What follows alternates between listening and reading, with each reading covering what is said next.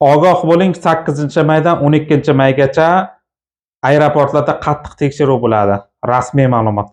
Assalomu alaykum aziz obunachilar, kanalimga xush kelibsiz. Videoni boshida aytib o'tganimdek, bugungi video ogohlikka chaqirish haqida bo'ladi. Ya'ni rasmiy ma'lumot kelib tushdi. Bugun 8-may sanasi bilan sizlarga video murojaat qilyapman. 8-maydan 12-maygacha Rossiya aeroportlarida qattiq tekshiruv bo'ladi. Bayram munosabati bilan.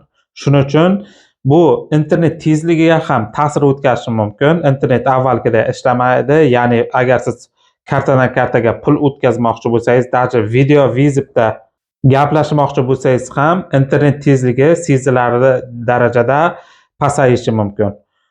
Bu ayniqsa uyga ketayotgan vatandoshlarimizga taalluqli. Ya'ni bilasizlar, agar siz O'zbekiston, Tojikiston, Qirg'iziston bilet olgan bo'lsangiz, ya'ni uyingizga uchmoqchi bo'lsangiz, bu qattiq tekshiruv sababli juda ham katta navbat hosil bo'ladi.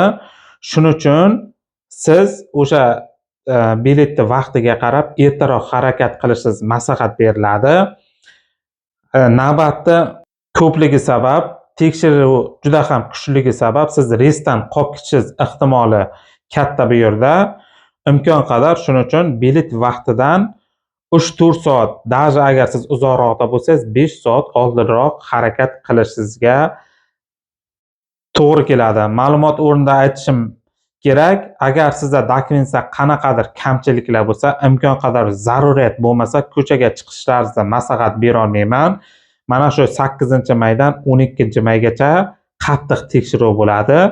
Agar siz bez dokument ushlanib qolsangiz, arzimagan narsa uchun ham sizga yoki shtraf yoki deport zapret berib yuborishi mumkin. Bugungi video shulardan iborat edi.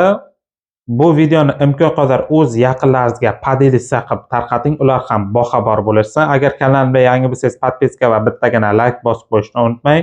Fikrlaringizni albatta kommentariyaga yozib qoldiring. Pastki kommentariya va opsiyada Telegram guruhim ham bor. Albatta obuna bo'ling.